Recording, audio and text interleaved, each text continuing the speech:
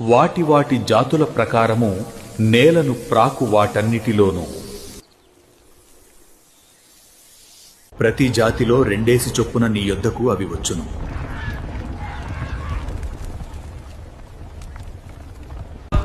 మరియు తినుటకు నానా విధములైన ఆహార పదార్థములను కూర్చుకొని నీ దగ్గర ఉంచుకొనుము.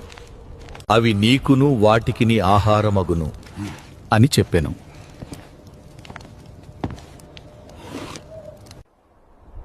నోవహు అట్లు చేసెను. దేవుడు అతనికాజ్ఞాపించిన ప్రకారము యావత్తూ చేసెను. యెహోవా, ఈ తరము వారిలో నీవే నా ఎదుట నీతిమంతుడవై యుండుట చూచితిని గనుక నీవును నీ ఇంటివారును ఓడలో ప్రవేశించుడి. పవిత్ర జంతువులలో ప్రతి జాతి, కోతులు 7, పెంటులు 7,